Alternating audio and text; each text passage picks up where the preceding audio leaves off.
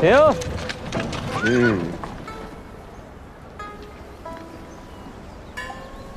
你怎么在这儿？这外面歹人多，我怕你识人不清，让人给卖了。见过杨警官，在下白胜。白郎君是哪里人啊？南诏人。以何为生？祖上的产业够用了。来这益州所谓何事呢？慕名而来，过来看看热闹。哟，这是慕谁的名啊？杨警官，这是在盘问在下吗？身为益州的警官，关乎锦业的一草一木、阿猫阿狗，我都有义务盘问。昨夜我与季娘子生死与共，季娘子比较了解我，要不然你问问她。哪有你说那么夸张？不过就是抢个生意罢了。不过是一起做生意罢了嘛。其实也不止生意了。阿月，我们快走吧，再不回家，我阿娘就要把我逐出家门啦。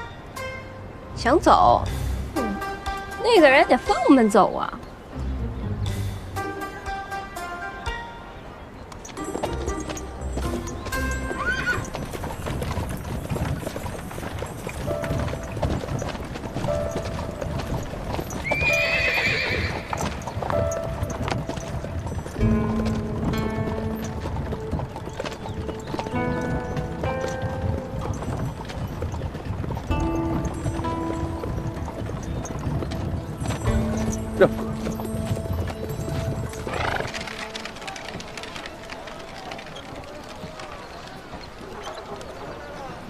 这些天没回来，我也不知道有没有被我阿娘发现。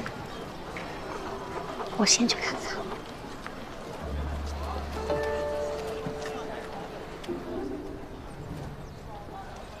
屋里这么安静，应该是没发现吧？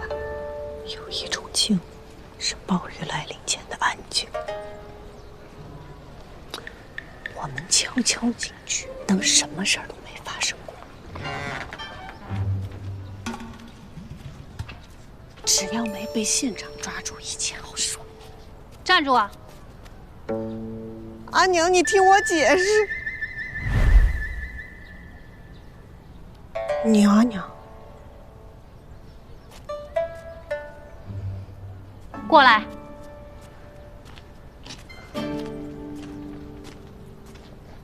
这性子也耍够了，该回家了吧？阿娘，我不想相亲了。哎呀，你这是着魔了吧？你怎么跟变了一个人似的？啊，走，跟我回去。阿娘，三道堰的娘子们没有人比我养的蚕更好，我会染丝还会刺绣。昨晚我还帮一个村子绣好了他们的文锦，他们都说谢谢我，夸我厉害，还叫我朱掌柜。阿娘，不用招赘婿，我也可以好好打理好家业，让你和阿爷颐养天年的。让你相亲，也是因为我跟你阿爷年纪大了。你若能找到一个可靠的夫婿，我和你阿爷才能放心啊！谁说我没有依靠？飞花会就是我的依靠。阿娘，以前都是我听你们的话，这回你就信我一次好不好？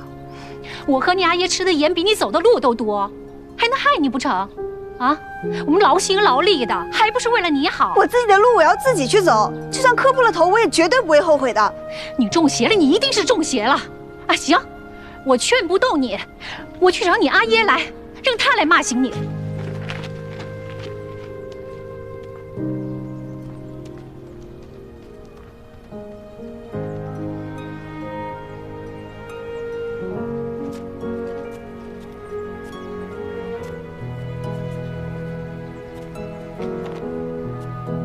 你阿爷阿娘给你选的是一条轻松的路，安全的路，你自己选的会很难走。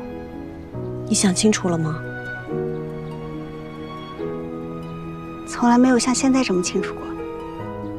好，在我家你想住多久住多久。我要回家了，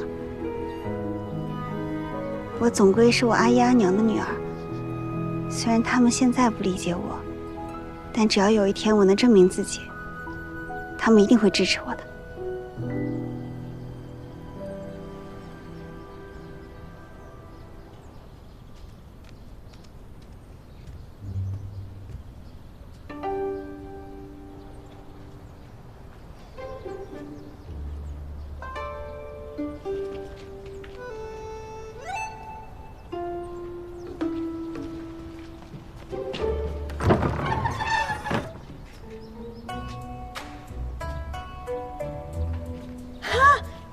你在啊！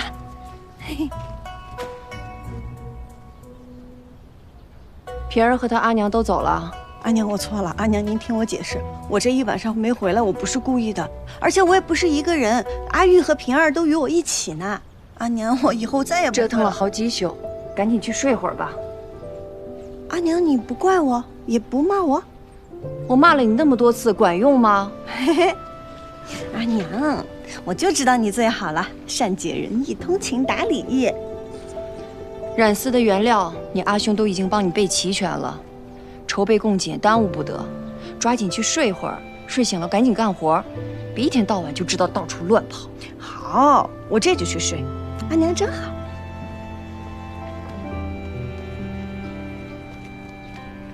快去！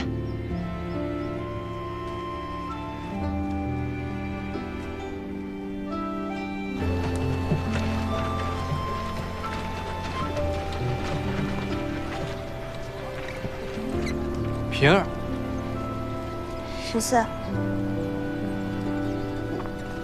啊，我带了点三华楼的糕点，我主动去跟你道歉来了。道歉。啊，我上次说错了话，惹你不开心了。我想了好久，也不知道该怎么哄你。我长这么大也没哄过别人。你看这样行不行？你怎么能消气儿，我就怎么做，行吗？应该是我和你道歉才对。上次是我心里烦躁，忍不住朝你发火。我倒没事儿。那个还是因为相亲吗？我其实上次我没开玩笑。等我说服了我阿姨，我就去你家去提亲。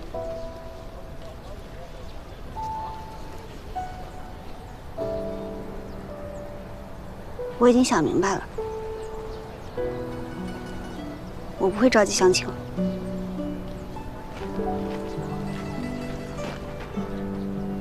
茵茵是女子，我也是女子，她能支撑家业，我也能。那你也不能一辈子不成亲啊！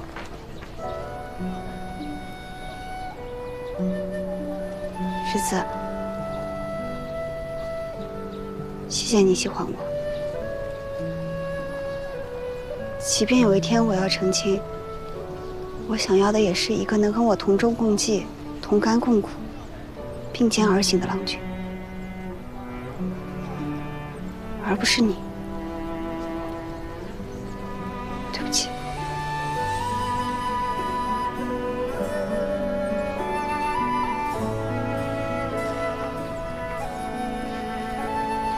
爷才不在意呢。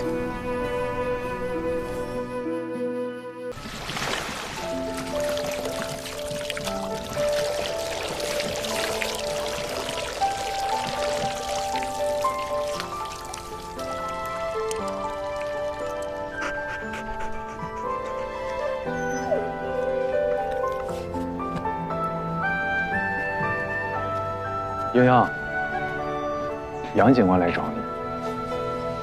他来做什么？还嫌事不够多。阿兄，你告诉他我很忙。看来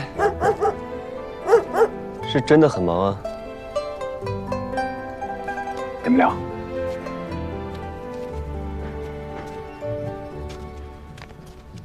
蜀红丝正在染制，杨警官未免督促的也太勤快了吧？毕竟是贡锦染丝，可不能掉以轻心啊。那您看看这蜀红，可是你想的那蜀红？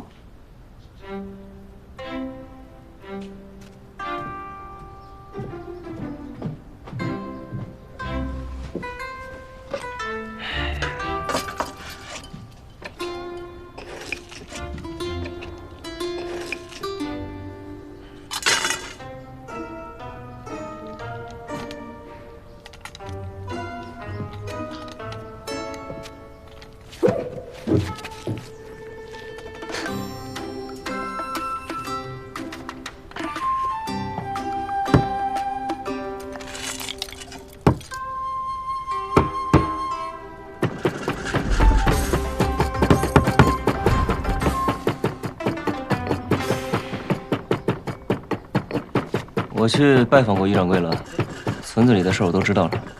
哦，白胜我也查过了。哦，哦，他可是个精明的商人，来历不明，不知所图。这我知道。但是这益州城一大半的商人，哪个没点城府，没有危险呢？起码他不怕牛家，也不怕赵家。若有必要，与其选择盘根错节者，不如把这个新入局的拉到自己这边。既已无路，何妨一搏？是这么个理。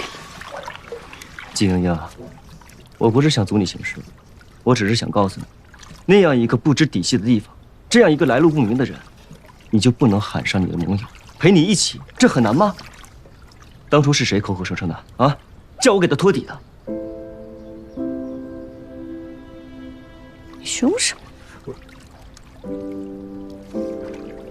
之前赵修元也说过会一辈子站在我这边，可是结果呢？我与他青梅竹马，尚且如此。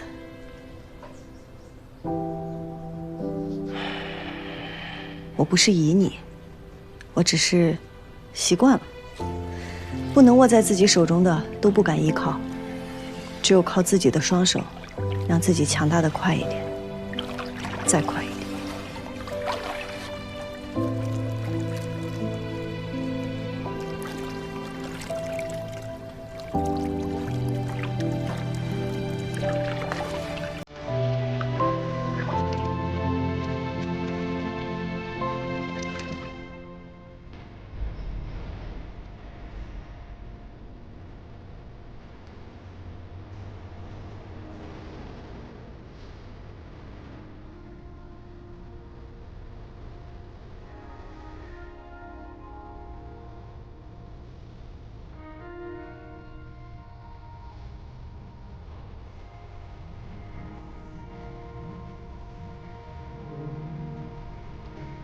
我不知道，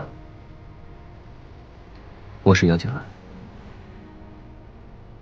我杨静兰所许下的承诺，一辈子也是一辈子，荣辱与共，生死不弃。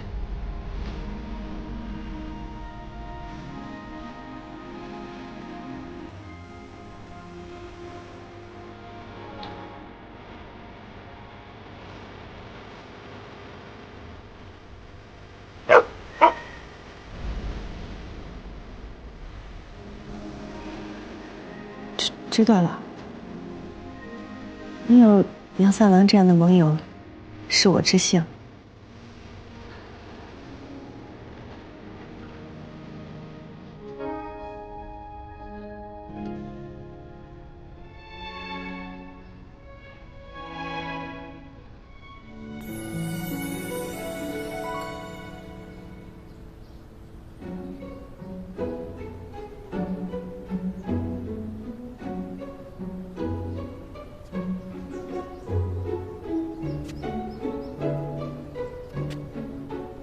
怎么了？我还要继续染丝，你先回吧。阿兄，哎，来了。阿兄送杨警官。杨警官，这边请。这回事儿。嗯。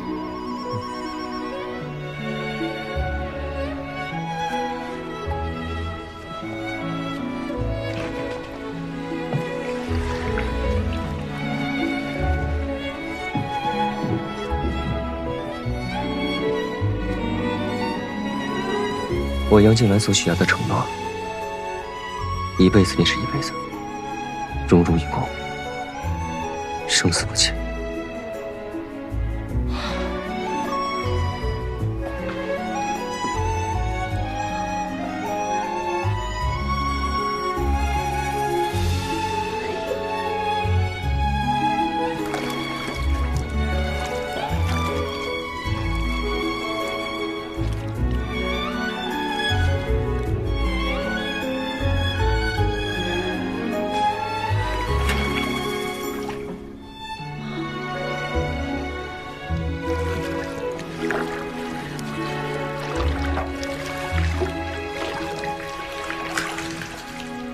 大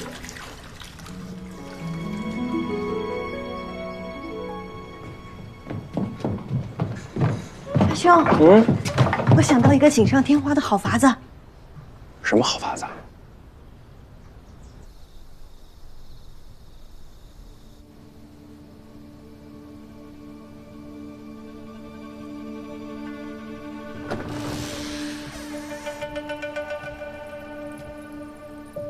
夫君，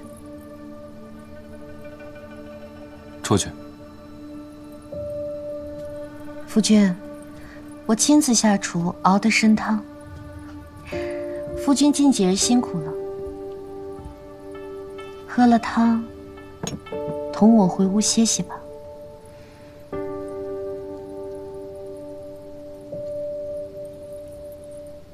夫君，成婚这么些时日，你夜夜宿在书房，都不肯碰我一下，这赵家上下可都看在眼里呢。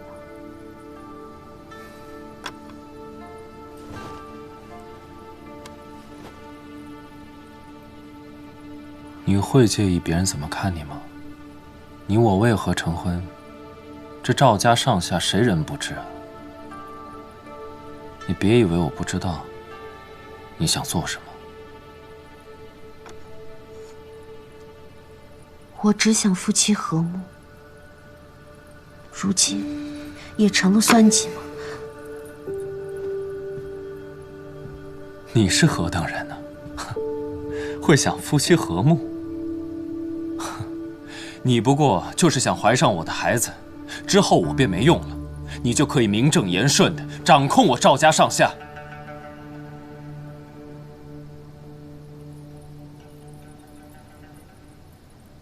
夫君是在设计新的贡锦纹样吗？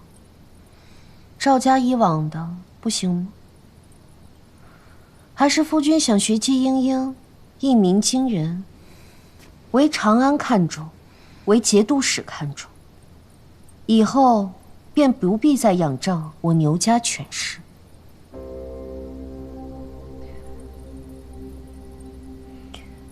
听说郎君前几日与季娘子送了消息，余家便是郎君刻意排挤，送给季娘子的吧？如果我阿耶知道郎君是如此两面三刀之人，不知会作何感想？他最近应该没有心情去听一个屡战屡败的女儿胡说八道。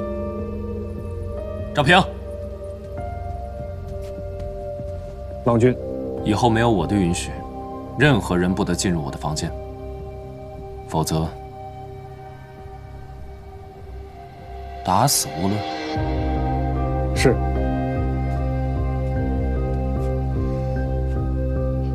郎君好大的气魄。没有你牛五娘，我赵家照样给牛将军知己，但没有我赵修缘，你赵二夫人毫无价值，孰轻孰重，你比我清楚。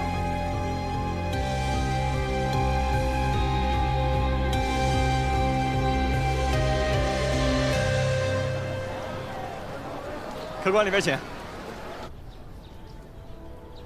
于掌柜，知锦在即，我飞花会亦有善之意者，今日想给您引荐一下。哦，季家锦房季耀庭见过于前辈。耀庭不善纹样设计，唯在织造一环卓有心得，愿助于掌柜一臂之力。季郎请坐。多谢于掌柜。9年以来，这双手从未停歇。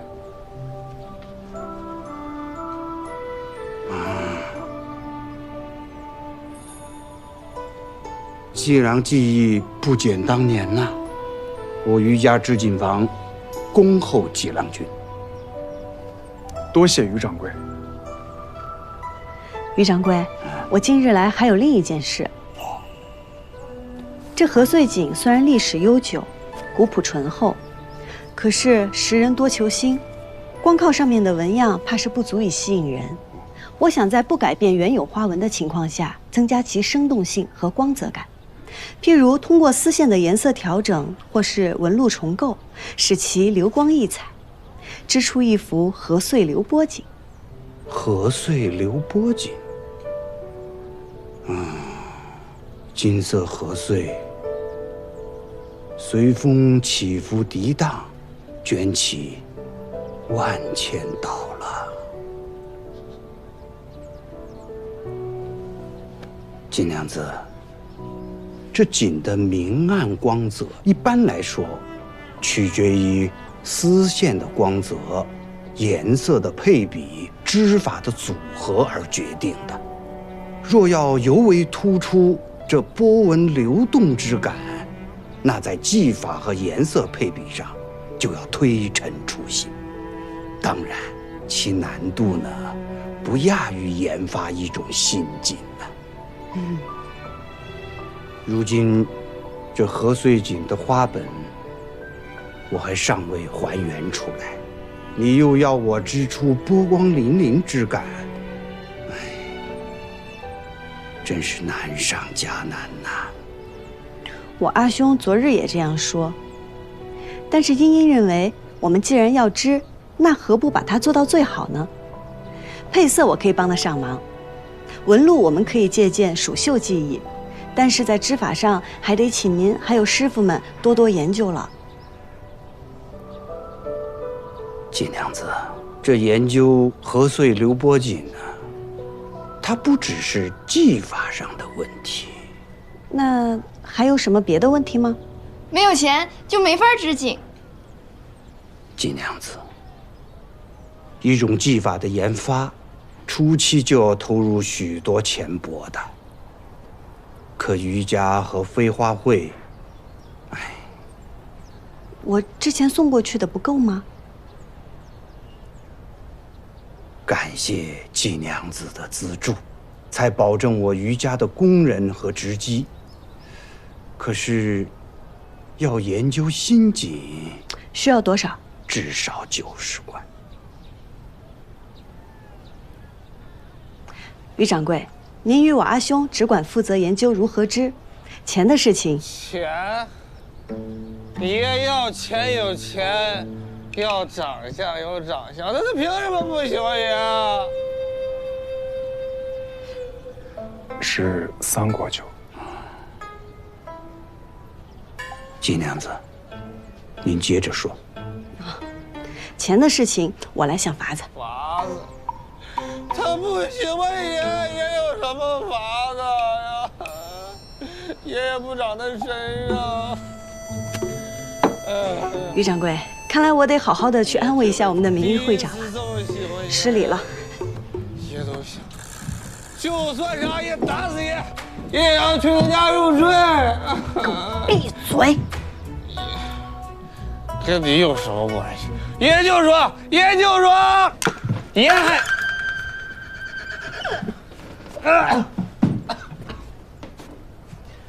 你敢泼爷？你别以为爷不打女人，你就可以随便欺负我。泼的就是你，你在这儿鬼哭狼嚎，若流言传出去，你让平儿以后怎么做人？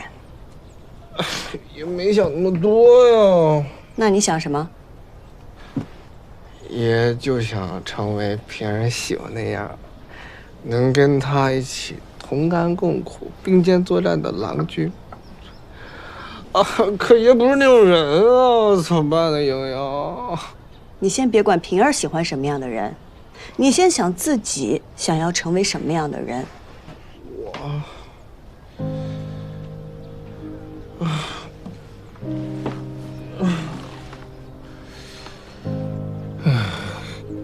做个人啊，做个堂堂正正、有事可做、有钱可赚、有人尊重的正经男人。那是做什么呀？要跟你们一起染丝吗？爷也不会呀。每个人都有自己的所长，我这儿正好有一件适合你的事。什么事？赚钱。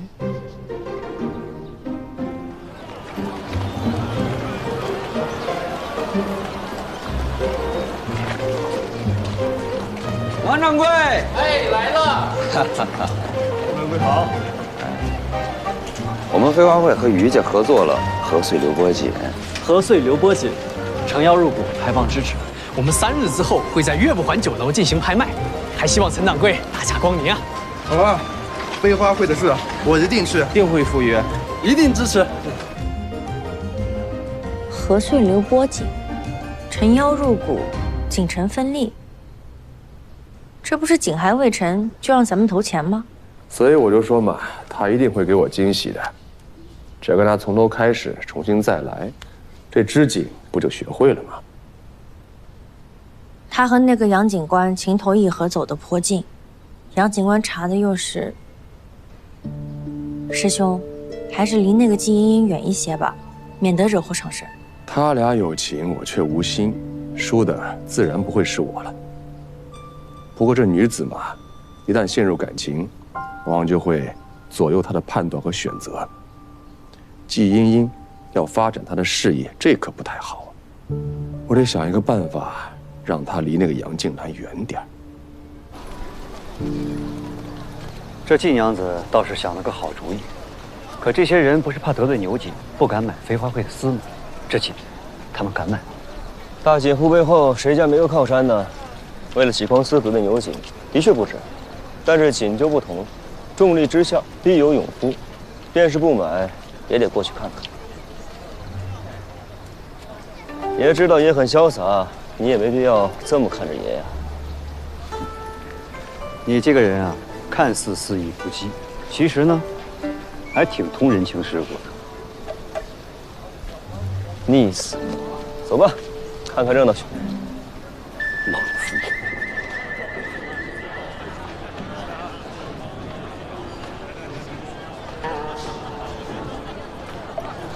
来，坐，干什么？干什么？哎呦喂，这不是大名鼎鼎的杨警官来了吗？欢迎！嗨，来，里边请。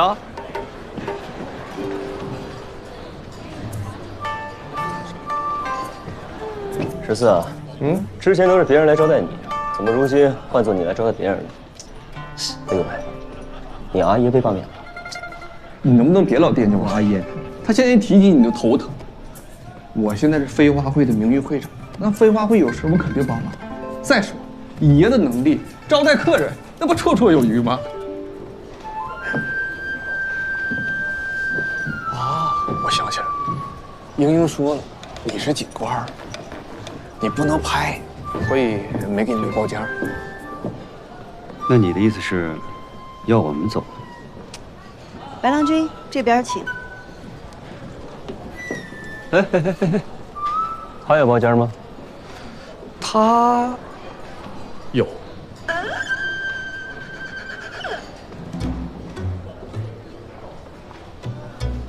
看来季娘子是不欢迎我。季娘子亲自相迎，白某愧不敢当啊。你有钱，当得起。杨警官，这边请。我要包间。杨警官、诸葛郎君，快请坐，这是我们自己人的位置。你再说一遍。坐还是不坐？坐。自己人。白郎君这边。自己人。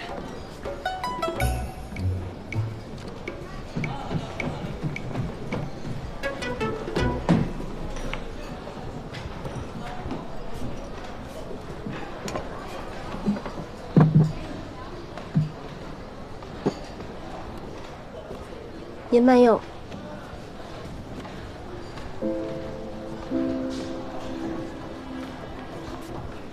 玉掌柜，你，杨夫人，怎么了？我是开酒楼的，他是来赴宴的，都是来赚钱的，有什么不妥吗？在。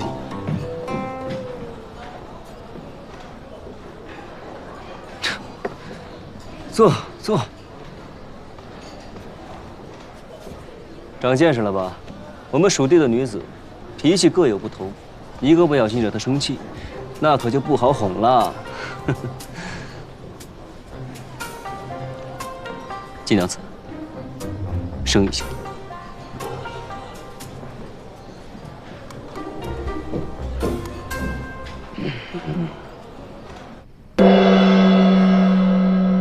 各位益州的同行，大家安好。各位都已知晓，我飞花会和余家将要联合研制一款新锦。众所周知，新锦问世，定然大卖。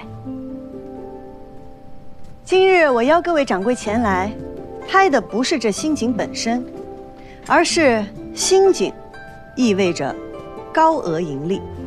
拍成者便可得这新锦2/10的分利，也就是说，若每卖出1匹锦得利10贯，那拍主便可得2贯分利。新锦未成，因此今日我向大家展现的是这锦的纹样，大家请看。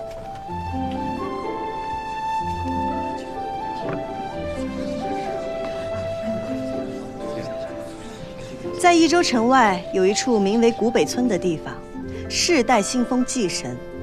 这麦穗纹锦是村中的信仰，禾穗是祭神的恩赐，让众生有粮可饱；蚕丝是雷祖的造福，让众生有衣御寒。而这锦上流动的波纹，是光，是水，是风，是上天与我们的恩赐。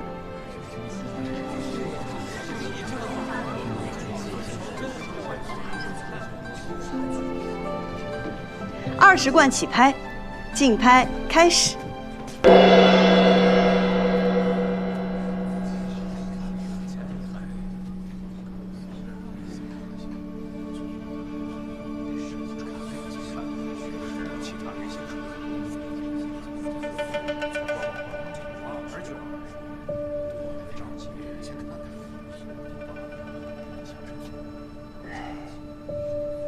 怎么无人竞拍啊？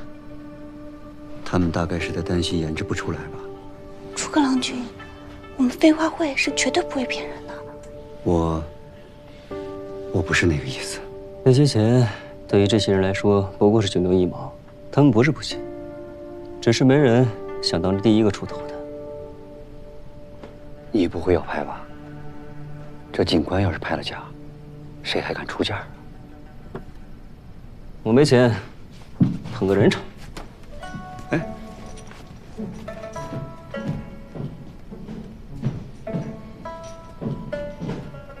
这方锦既有悠远传承，也有新意，本官很是喜欢。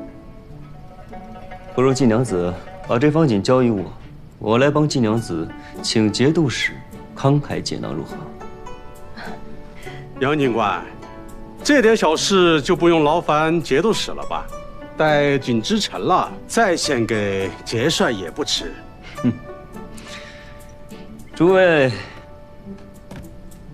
一直不拍，这锦何时能够织成啊？不如这样吧，季娘子，若第一个喊价之人最终能够拍得此锦，你可以与他什么好处啊？那便减1贯钱。若没有拍成，第一位喊价的客人若日后想要与飞花会订丝，那第一笔订单亦可折价1成。拍不成也有好处，那我出价21贯。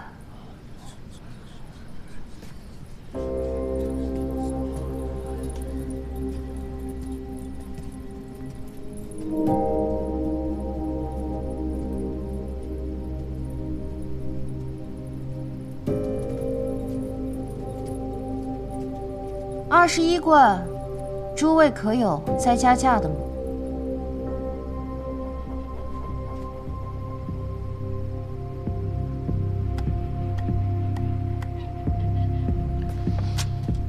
主任，这锦若是为赵家所拍，恐怕再也没有问世之日了呀。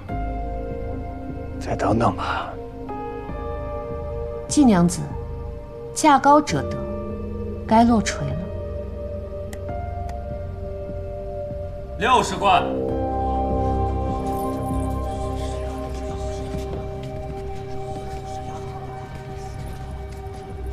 金娘子，那人不懂锦，也不知道这仙锦的价值，我愿出60贯。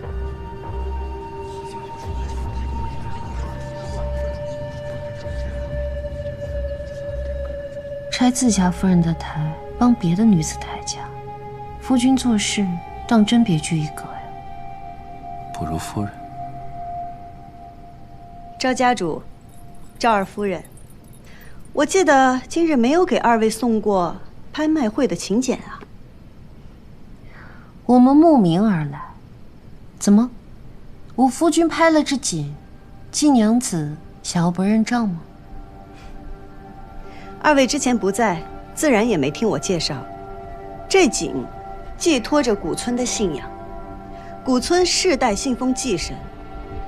在拍卖会之前，村里的李正还特意算过一卦，晋沾兵戈之人。所以我未请二位，二位也不能拍，抱歉。什么时候野村的习俗也需要锦王去遵守啊？诸位可还记得这一周锦业是以谁为首啊？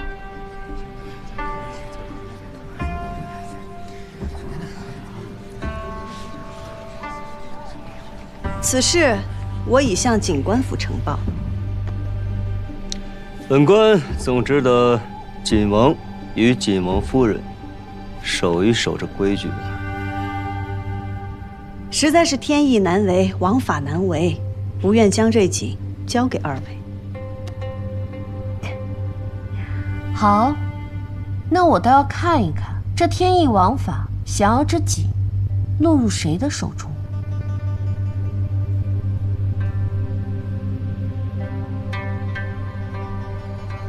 好，那我就让赵二夫人好好看看。请帘幕。匹夫无罪，怀璧其罪。英英也曾料想诸位不愿大张旗鼓，所以早早地做了布置。每个房间各有一个号牌，一根丝线，对应台上的铃铛。铃铛属于谁，只有各位及飞花会知晓，绝不外泄。诸位若想竞价，牵动手中丝线，铃铛一响，则表示加价无冠。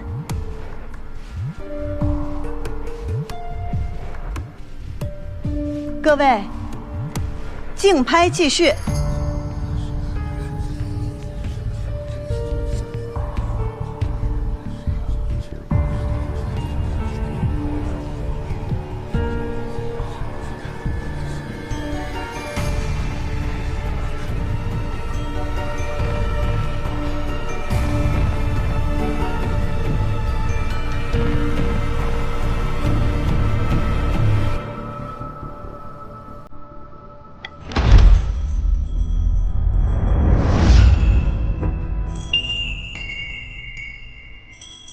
弟子1号25贯，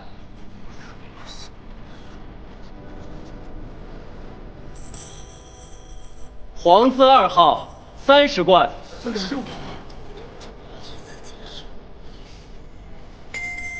天子1号35贯，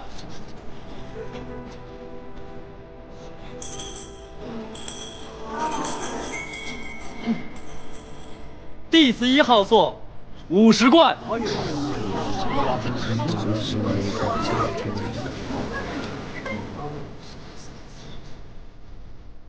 这50贯可不是一笔小数目，锦娘子可还满意了？我心里的是90。弟子1号50贯，还有人要加价吗？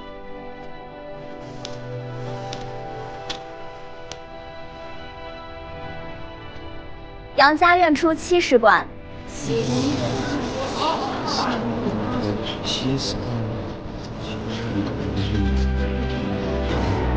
是盲牌吗？杨家这是何意啊？哎呀，不愧是杨家长氏夫人啊！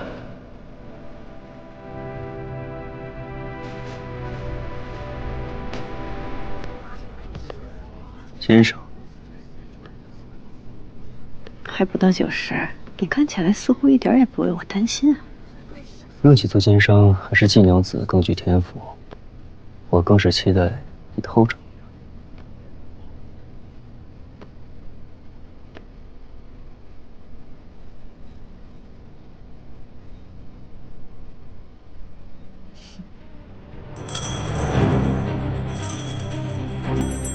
弟子1号，80贯。这弟子1号似乎也志在必得呀。哎呀，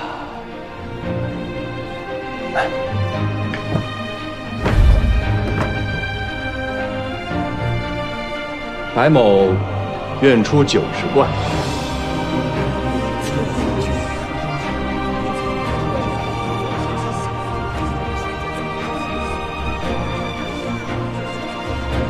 杨家95贯，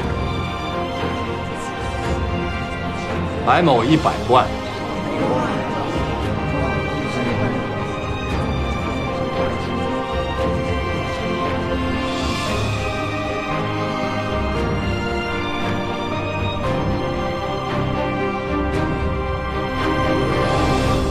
100贯依次。100贯，绰绰有余了。那我们是不是可以功成身退了？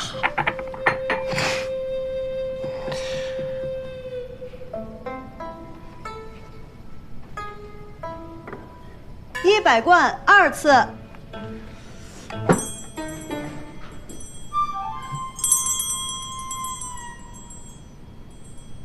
弟子1号，105贯。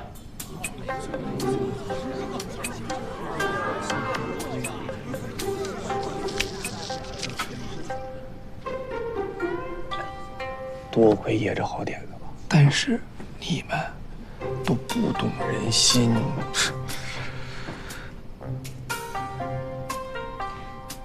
弟子1号105贯，可还有要加价的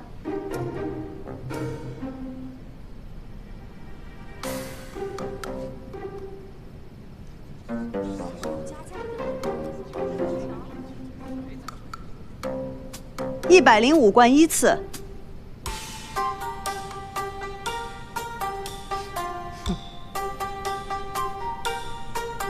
105贯2次。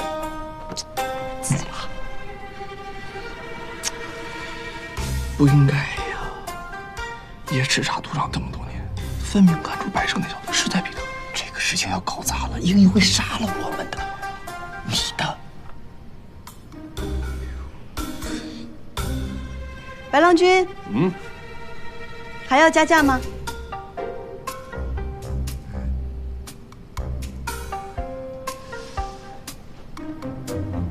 白某觉得。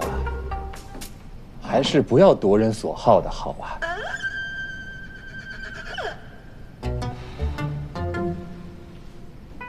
金娘子，您请吧。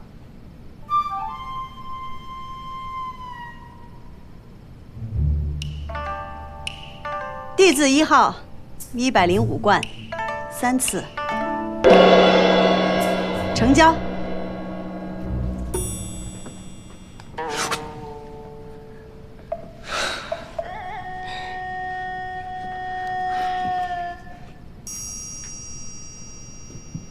13、14吧。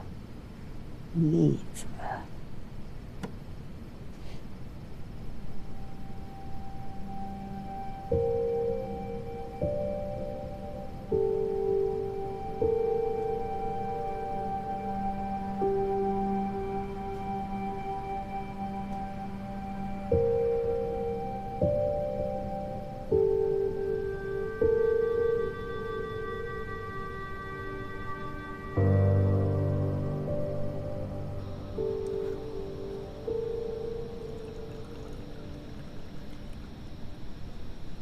其实晋娘子不用这么客气，白某只是替晋娘子叫了2口价而已。弟子1号，真是没想到啊，晋娘子如此坦诚。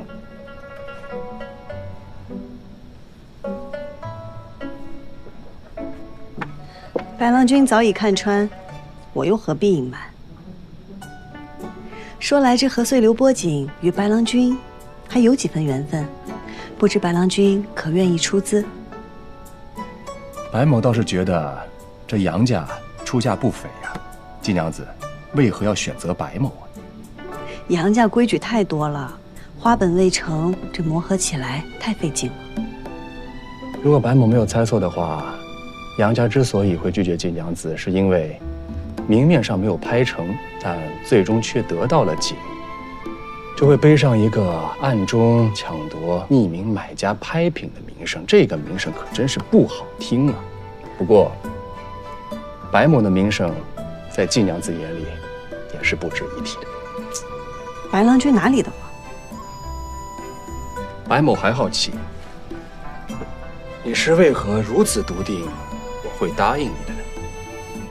白郎君向来清楚地知道自己想要什么，既然早料到我要说什么，若无兴致，又为何会来？好，钱我可以给，但是白某有白某的规矩。白郎君请讲。第一，3个月之内必见新景。好。第二，景样是怎么想的，怎么编织的，白某都得知道。第三，白某要去余家景房监工。余家景房不是季家，不是飞花会，我做不了主，这还须得向余掌柜。可以。余掌柜。余掌柜。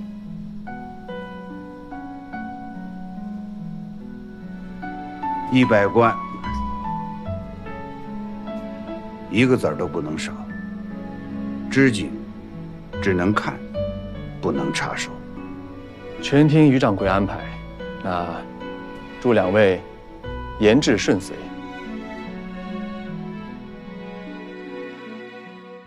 落英缤纷过，跌进尘埃，却在尘埃中开花结果。浣花溪畔的粉末，牵引飞花之间落。岁月若飞梭，一身萧索，却在萧索中走出阡陌。换尽迷途与扑朔，为心里惊鸿一抹。如何用最渺小的你我，支撑醉人绳索，去证明那翱翔绯色是我。红色如诗月，红似无言，深埋岁月的思念，将爱恨投索万千年，呈现曾经落尾的执念。红色如火焰，红丝如烟，踏过千山也未眠。爱在风中破了茧，于人世间绽放最红的颜。红色如诗月，红似无言，深埋岁月的思念，将爱恨投索万千年，呈现曾经落尾的执念。红色如火焰，红丝如烟，踏过千山也未眠。爱在风中破了茧，于人世间绽放最红的颜。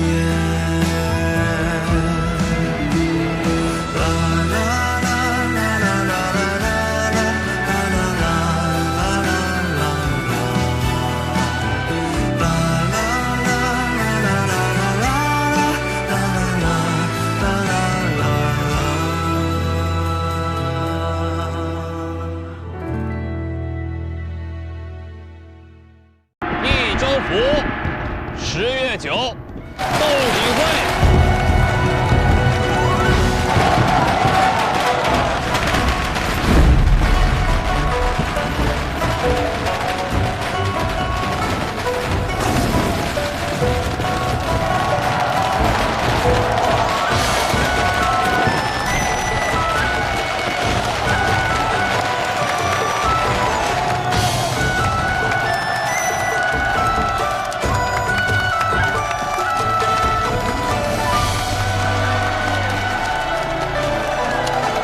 蜀锦兴于春秋，而盛于汉唐，因产于蜀地而得名。唐时，权贵豪绅皆好着蜀锦，军中更可以锦代饷。蜀锦一时价格飞涨，寸锦寸金。我阿耶是益州城最惊艳才绝的锦王，因为他染出了蜀地最美的红。他钻研各种染料，研磨搭配，每一步都要轻微。他说，将熟丝在浣花溪里浣洗，才能染出鲜亮的颜色。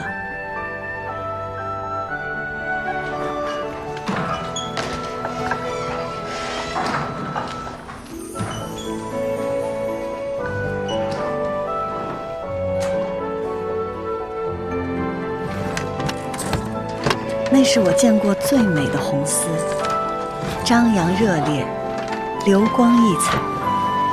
阿耶叫它蜀红丝，只是蜀红太美，美得怀璧其罪。季归南，你好大胆子！竟敢以次充好，拿赝品充当贡锦。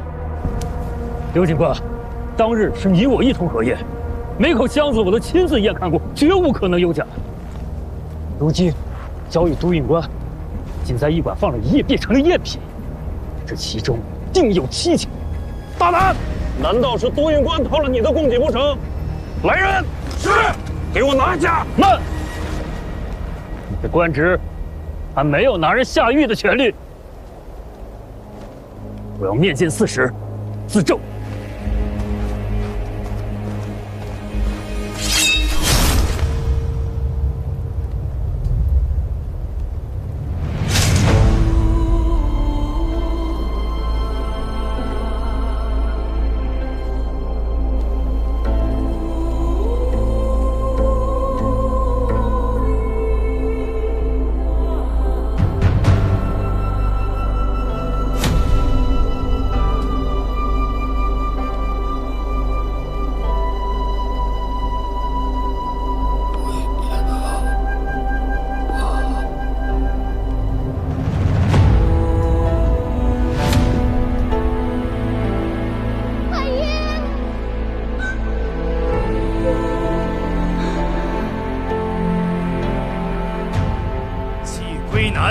以次充好，欺君犯上，负隅顽抗，就地正法。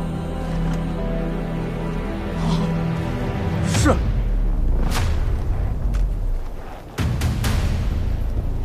季归南，以次充好，欺君犯上，负隅顽抗，已被都运官就地正法。将季家所有的财物一律充公，给我搜！是。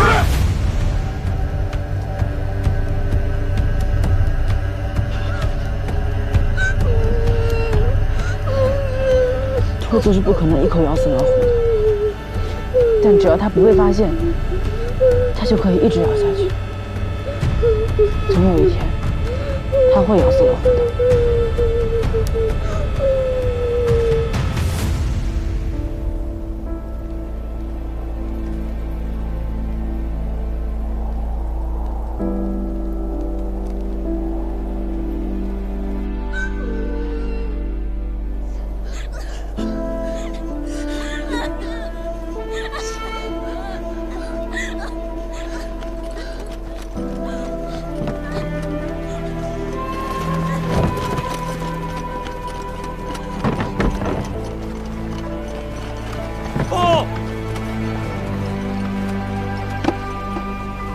找到蜀红锦衣一件，应该是宫中赏赐。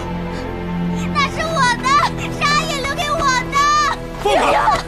快松手！爷爷，快松手！阿爷说过，锦没了可以再吃，人没了就什么都没有了。让你放开！英英。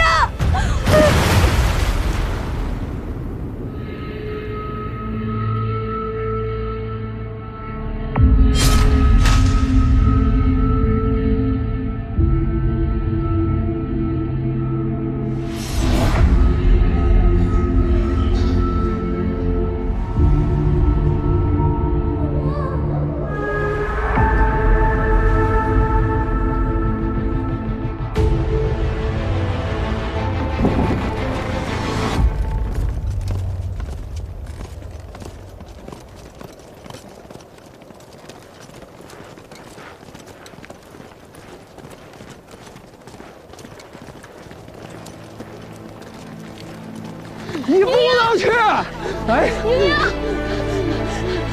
秀媛，你不能去！阿姨，求你救救季家！哎呀，孩子家里你懂什么呀？求你了！俺要回家，俺要回家。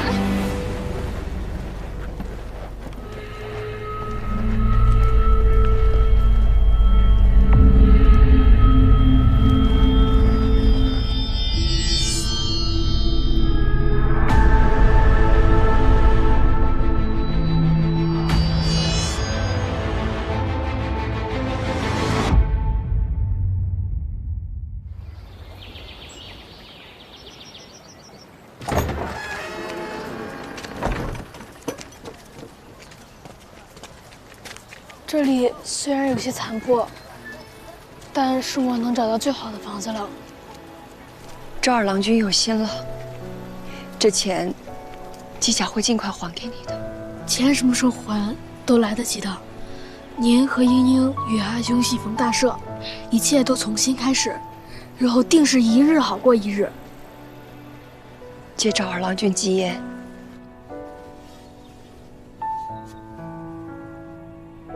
夫君，我们回家了。阿爷你就放心吧，我和阿兄会听俺娘的话的。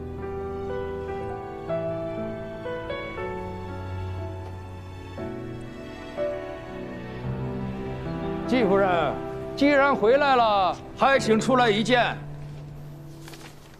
季夫人，那咱们的债是不是可以清一清啊？诸位，这个钱，季家一定会还的。只是如今家产被抄，现在身无分文，还请诸位掌柜再宽限些时日。我倒是替夫人想了一个好法子，我已然与诸位掌柜说和好了，只要夫人肯将蜀红丝的配方交给刘某，咱们的债一笔勾销，其他掌柜的账我替夫人还了。我阿爷获罪，家里也被抄了个精光，不曾留下蜀红丝配方。我阿爷在世时待诸位伯伯不薄，诸位伯伯这样咄咄逼人，传出去不怕坏了名声吗？名声能顶饭吃吗？要么还钱，要么交出蜀红丝配方。赵修远愿以身作保，不知诸位可否宽限些时日？咱们是跟姓季的讨债，你一个外人插什么嘴？二郎君，既然是还不起，那不如卖身抵债吧。带走！你们要干什么？干什么？你们干什么？你们干什么？放手！放开我！放开我！放开我！住手！阿娘，阿娘，你们住手！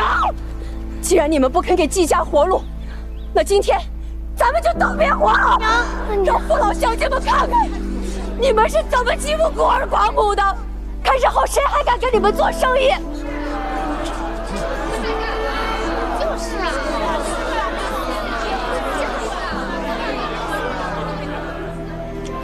好，今天我就退一步。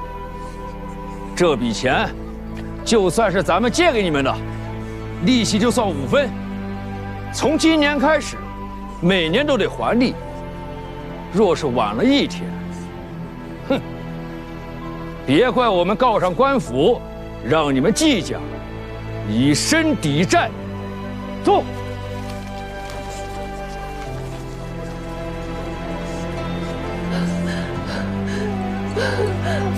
娘，娘。